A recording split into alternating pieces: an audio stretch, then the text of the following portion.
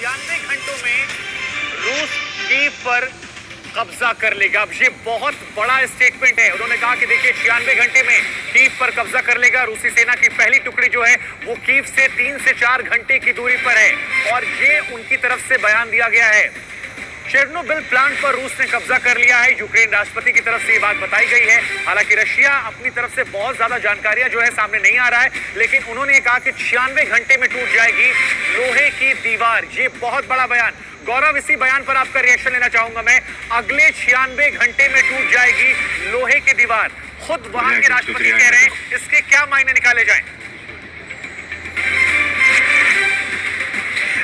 वो दुनिया को चेतावनी दे रहे हैं, वो यूरोप को चेतावनी दे रहे हैं कि एक नया आयरन कर्टन आ जाएगा अगर अभी रूस को नहीं रोका गया। वो कह रहे हैं कि वो केवल 96 घंटे तक रूस को रोक पाएंगे और उसके बाद कीव गिर जाएगा, क्योंकि जिस तरह की जमीनी रिपोर्ट्स आ रही हैं वो सीधे तौर पर दर्शाती है कि जिस तरह का रेजिस्टेंस यूक्रेन की सेना दे पा रही थी उसने सब कुछ वो रेजिस्ट कर लिया। उसके बाद अब जब और हथियार उनके पास नहीं आ पा रहे हैं, वो देख रहे हैं कि एक ओवरवेलमिंग पावर के साथ रूस आगे बढ़ रहा है और अभी तो रूस ने अपनी असल शक्ति का प्रदर्शन शुरू भी नहीं किया है और वो यूक्रेन पर के ऊपर, कीव के ऊपर उनके हेलीकॉप्टर्स आ गए। तो ये दर्शाता है फिर हार्किव और सूमी की तरफ से, यानी पूर्वी यूक्रेन के दूसरे एक्सेस की तरफ से भी उनकी सेना आगे बढ़ रही है, तो नहीं रेजिस्ट कर पा रहे हैं। लकड़ी की AK-47 से वो ट्रेनिंग दे रही है जॉर्जिया की आर्मी। हर किसी को वर्दी पहना के अभी मैदान में उतारने की बात कर रही है यूक्रेन की सरकार।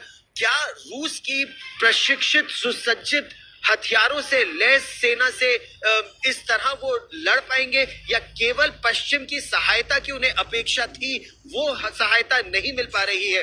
कुछ सहायता मिली, एक और बड़ी अपडेट आई है, ट्रेनिंग अपडेट करके फिर आपसे इसी पे रिएक्शन लेता हूं मैं। उन्होंने कहा कि देखिए कीव के अंदर भी रूसी सेना दाखिल हो गई है। अब ये बहुत बड़ी खबर है क्योंकि कीव वहां की राजधानी है और वो कह रहे हैं कि रूसी सैनिकों की कुछ टुकड़ियां जो है वो यहाँ पर दाखिल हो गई है। पहली टुकड़ी जो है, कई सारा ये स्टेटमेंट जो है वो लगातार निकल कर सामने आ रहे हैं। लेकिन गौरव, जरा ये समझाइए कि अगर कीव के अंदर रूसी फौज की टुकड़ियां दाखिल हो जाती हैं तो इसके क्या सीधे मायने निकाले जाएंगे? क्या इसके बाद यूक्रेन घुटनों पर आ जाएगा या विल पावर फिर भी कुछ गुंजाइशें हो सकती हैं अगले कुछ घंटों तक? जैसा कि वो कह रहे हैं कि 96 घंटे हम और अभी लड़ सकते हैं। दुनिया से अपील कर रहे हैं कि साथ दीजिए।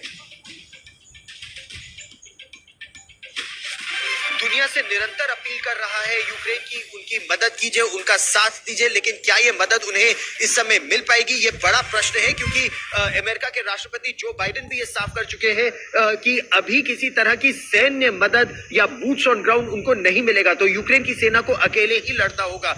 इसके साथ वो कितनी देर तक रेजिस्ट कर पाएंगे? जिस तरह के ओवरवेलमिंग एयर पार, मिसाइल पार और ग्राउंड पार का प्रदर्शन रूस इस समय कर रहा है, उसने हर तरफ से लगभग ये प्रयास किया है, ये अटैक किया है और इसके चलते बहुत ज्यादा खतरा कीव के ऊपर है। जिस तरह से उनके मिसाइल डिफेंस शील्ड ने आज एक रूस की मिसाइल को रोका, लेकिन कितनी और मिसाइल सक्षम है यहाँ पर आने में? क्या यूक्रेन के राष्ट्रपति चाहेंगे कि ये सिविलियन डैमेज, सिविलियन पॉपुलेशन को भी इतना नुकसान होता रहे? और ठीक आप मेरे पीछे देखिए, एक तरफ एक बार फिर ये बमबारी यहाँ पर मारियोपोल में जहां हम हैं, यहाँ पर ये बमबारी एक बार फिर शुरू हो गई है और यही रूस की रणनीति है कि हर तरफ से उलझा कर रखा जाए यूक्रेन की सेना को और फिर आगे बढ़ा जाए। रह रहकर ये शेलिंग अब यहाँ भी हो रही है शहर में। ये दर्शाता है कि रूस की सेना एक बिल्कुल प्लान के तहत आगे बढ़ रही है और अब राष्ट्रपति ज़ेलेंस्की ने कह दिया है कि उनके पास महज 96 घंटे हैं। अगर यूरोप ने कुछ कर दिया, अमेरिका ने कुछ कर दिया तो कर दिया। आप भी अपने आप को सुरक्षित रखिए, लेकिन इस बीच दर्शकों को बता दें, बड़ा बयान यूक्रेन के राष्ट्रपति का, एक बहुत बड़ा बयान सामने आया है। कीव में रूसी संगठन सैनिक जो हैं वो दाखिल हो गए हैं। ये बहुत बड़ी जानकारी। जहां गौरव थे वहां भी आपने सुना किस तरह से बम धमाकों की आवाज जो आ रही थी।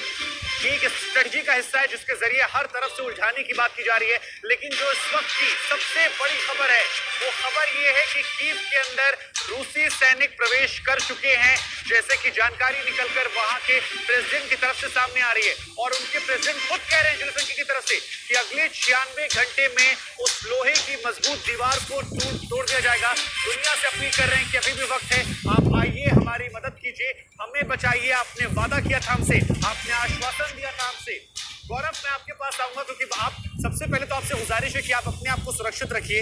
लेकिन एक तरफ खबरें ये भी गौरव आ रही हैं कि रूसी सेना भी अब बहुत क्लियर है, खबर आई कि 13 सैनिक ऐसे थे, सरेंडर करने से मना कर दिया तो उन्हें मार दिया गया। सुबह से खबरें आ रही कि रिहायशी इलाकों पर भी रह रहकर बीच बीच में बमबारी की जा रही है। तो क्या अब रूस की फौज जो है वो बहुत क्लियर मैसेज के साथ आगे बढ़ रही है, ये मान लिया जाए?